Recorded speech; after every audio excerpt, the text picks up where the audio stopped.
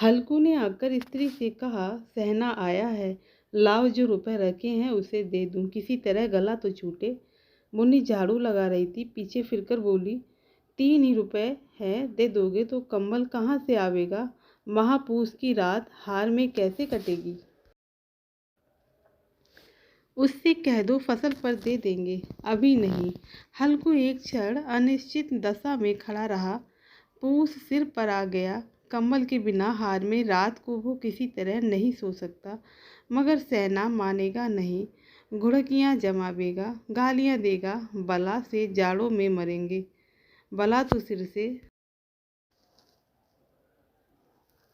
टल जाएगी। ये सोचता हुआ वह अपना भारी भरकम डील लिए हुए, जो उसके नाम को झूठ सिद्ध करता था, स्त्री के समीप आ गया और खुशामद करके बोला, दे दे, गला तो छूटे, कंबल के लिए कोई दूसरा उपाय सोचूंगा। मुन्नी उसके पास से दूर हट गई और आंखें तरेरती हुई बोली, कर चुके दूसरा उपाय, जरा सुनो तो, कौन सा उपाय करोगे? कोई खैरात दे देगा कंबल? ना जान कितनी बाकी है जो किसी तरह चुकने नहीं आती। मैं कहती हूँ, तुम क्यों नहीं खेती छोड़ देते, मर मर के काम करो, उपज हो तो बाकी दे दो। चलो छुट्टी हुई, बाकी चुकाने के लिए ही तो हमारा जन्म हुआ है। पेट के लिए मजूरी करो, ऐसी खेती से बाज आए। मैं रुपए ना दूंगी, ना दूंगी। हल्कू उदास होकर बोला, तो क्या गाली खाऊं? मुन्नी ने तड़प कर कहा, गाली क्यों देगा, क्या उसका राज है? मगर ये कहने के साथ ही उसकी तनी हुई भौहें ढीली पड़ गईं। हल्कू के उस वाक्य में जो कठोर सत्य था, वो मानो एक भीषण जंतु की भांति उसे घूर रहा था। उसने जाकर आले पर से रुपए निकाले और लाकर हल्कू के हाथ पर रख दिए। फिर बोली, तुम छोड़ दो अब की से खेती। मजूरी में सुख से एक रोटी तो खाने को मिलेगी, किसी की धौंस से तो ना रहेगी। अच्छी खेती है, मजूरी करके लाओ, वो भी उसी में झोंक दो, उस पर धौंस। हल्कू ने रुपए लिए और इस तरह बाहर चला, मानो अपना हृदय निकाल कर देने जा रहा हो। उसने मजदूरी के एक एक पैसा काट काट कर 3 रुपए कंबल के लिए जमा किए थे। वह आज निकले जा रहे थे। एक एक पग के साथ उसका मस्तक पानी दीनता के भार से दबा जा रहा था। पूस की अंधेरी रात, आकाश पर तारे भी ठिठुरते हुए मालूम होते थे। हल्कू अपने खेत के किनारे ऊख के पत्तों की एक छतरी के नीचे बांस के खटाले पर अपनी पुरानी गाड़ी की चादर ओढ़े पड़ा काँप रहा था। खाट के नीचे उसका संगी कुत्ता जबरा पेट में मुंह डाले सर्दी से कूकू कर रहा था। दो में से एक को भी नींद नहीं आ रही थी। हल्कू ने घुटनियों को गर्दन में चिपकाते हुए कहा, क्यों जबरा, जाड़ा लगता है? कहता तो था घर में पुआल पर लेट रहे, तो यहाँ क्या लेने आए थे? अब खाओ ठंड, मैं क्या करूँ, जानते थे यहाँ हलवा पूरी खाने आ रहा हूँ। दौड़े दौड़े आगे आगे चले आए। अब रो नानी के नाम को। जबरा ने पड़े पड़े दुम हिलाई और अपनी कूकू को दीर्घ बनाता हुआ कहा, कल से मत आना मेरे साथ, नहीं तो ठंडे हो जाओगे। यही राड पछुआ ना जाने कहाँ से बर्फ लिए आ रही है। उठूं फिर एक चिलम भरूं, किसी तरह रात तो कटे। 8 चिलम तो पी चुका। ये खेती का मज़ा है। और एक भगवान ऐसे पड़े हैं जिनके पास जाड़ा आए तो गर्मी से घबरा कर भागे। मोटे मोटे गद्दा, लिहाफ, कंबल, मजाल है जाड़े का गुजर हो जाए। तकदीर की खूबी, मजूरी हम करें और मज़ा दूसरे लूटें। हल्कू उठा, गड्ढे में से जरा सी आग निकालकर चिलम भरी। जबरा भी उठ बैठा। हल्कू ने चिलम पीते हुए कहा, पिएगा चिलम? जाड़ा तो क्या जाता है, हाँ जरा मन बदल जाता है। जबरा ने उसके मुंह की ओर प्रेम से छलकता हुई आंखों से देखा। हल्कू, आज और जाड़ा खा ले, कल से मैं यहाँ पुआल बिछा दूंगा, उसी में घुस कर बैठना, तब जाड़ा ना लगेगा।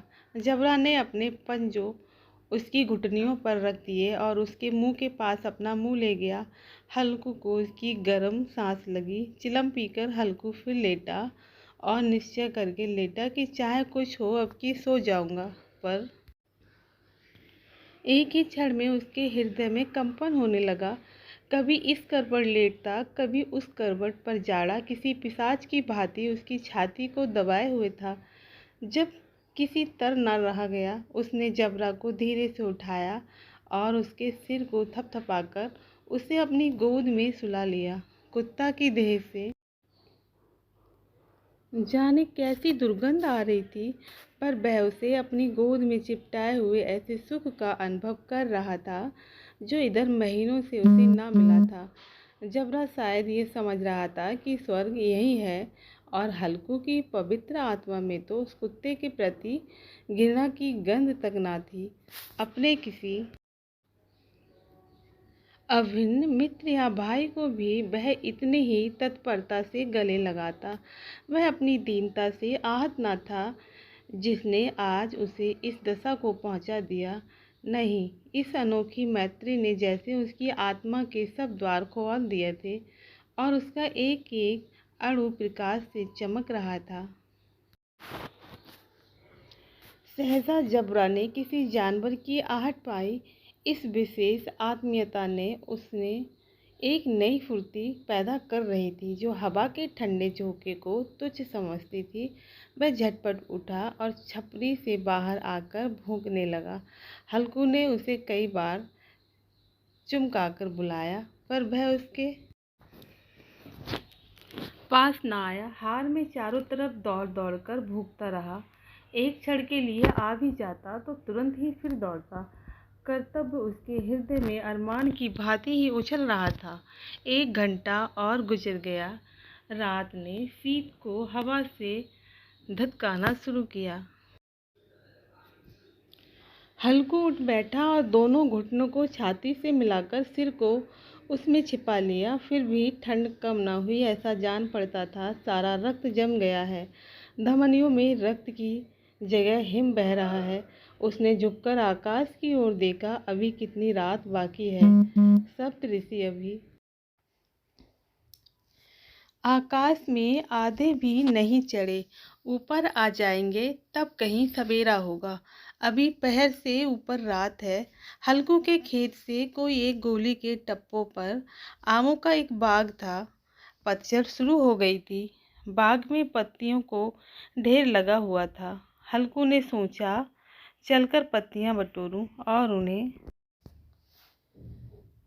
जलाकर खूब तापूं। रात को कोई मुझे पत्तियां बटोरते देखे तो समझे कोई भूत है। कौन जाने कोई जानवर ही छिपा बैठा हो। मगर अब तो बैठे नहीं रह जाता।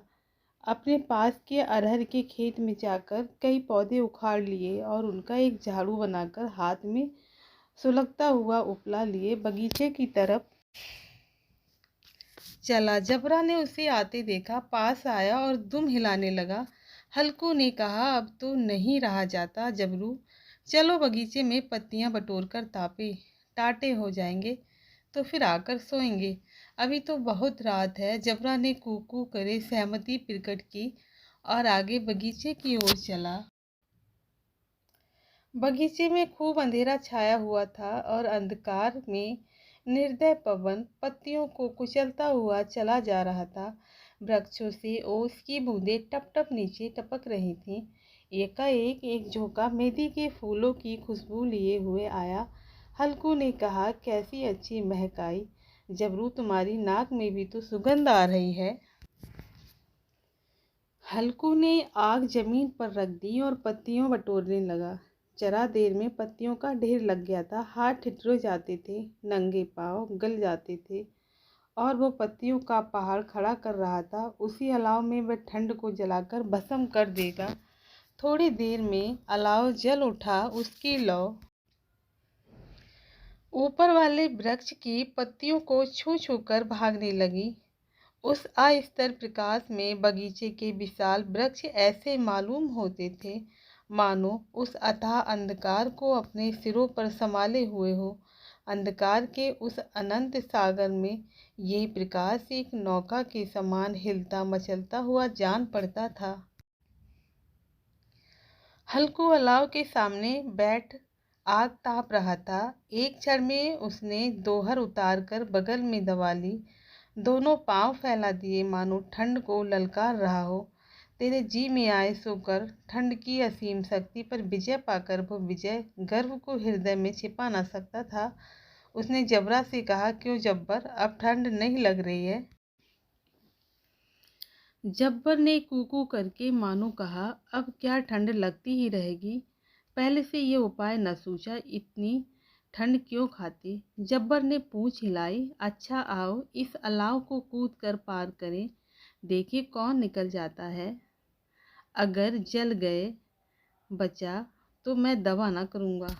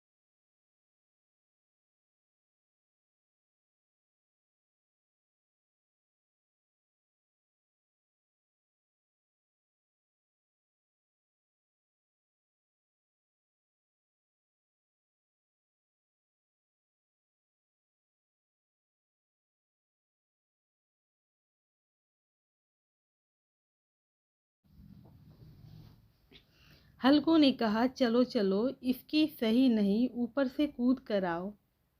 मैं फिर कूदा और अलाव के इस पार आ गया। पत्तियां जल चुकी थी, बगीचे में फिर अंधेरा छा गया था। राख के नीचे कुछ कुछ आग बाकी थी, जो हवा का झोंका आ जाने पर जरा जाग उठती थी, पर एक क्षण में फिर आंखें बंद कर लेती थी। हल्कू ने फिर चादर ओढ़ ली और गरम राख के पास बैठा हुआ एक गीत गुनगुनाने लगा। उसके बदन में गर्मी आ गई थी, पर ज्यों-ज्यों शीत बढ़ती जाती थी, उसे आलस से दबाए लेता था। जबरा जोर से भौंककर खेत की ओर भागा। हल्कू को ऐसा मालूम हुआ कि जानवरों का एक झुंड खेत में आया है। शायद नील गांव का झुंड था। उनके कूदने दौड़ने की आवाज़ें साफ कान में आ रही थी। फिर ऐसा मालूम हुआ कि खेत में चल रही हैं। उनके चबाने की आवाज़ चर-चर सुनाई देने लगी। उसने दिल में कहा, नहीं, जबरा के होते कोई जानवर खेत में नहीं आ सकता। नोच ही डाले, मुझे भ्रम हो रहा है। कहाँ, अब तो कुछ नहीं सुनाई देता। मुझे भी कैसा धोखा हुआ। उसने जोर से आवाज़ लगाई, जबरा जबरा। जबरा भौंकता रहा, उसके पास ना आया।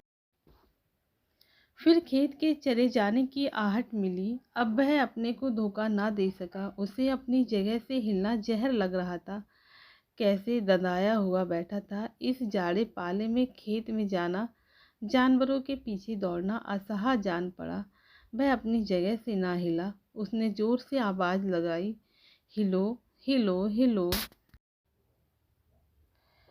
जबरा फिर भौंक उठा। जानवर खेत में चल रहे थे। फसल तैयार है। कैसी अच्छी खेती थी, पर ये दुष्ट जानवर उसका सर्वनाश किए डालते हैं। हल्कू पक्का इरादा करके उठा और 2-3 कदम चला, पर एकाएक हवा कस ऐसा ठंडा चुभने वाला बिच्छू के डंक का सा झोंका लगा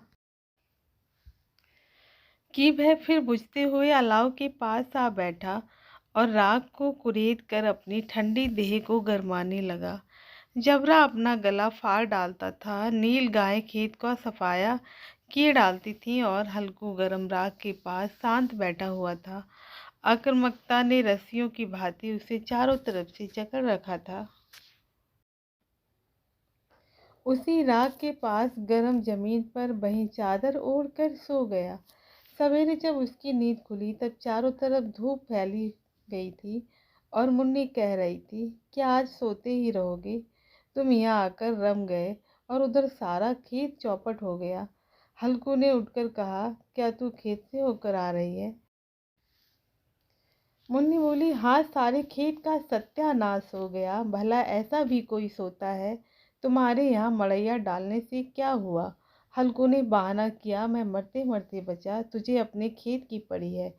पेट में ऐसा दर्द हुआ कि मैं नहीं जानता हूँ। दोनों फिर खेत के डांट पर आए। देखा, सारा खेत रौंदा पड़ा हुआ है और जबरा मड़ैया के नीचे चित लेटा है, मानो प्राण ही ना हो।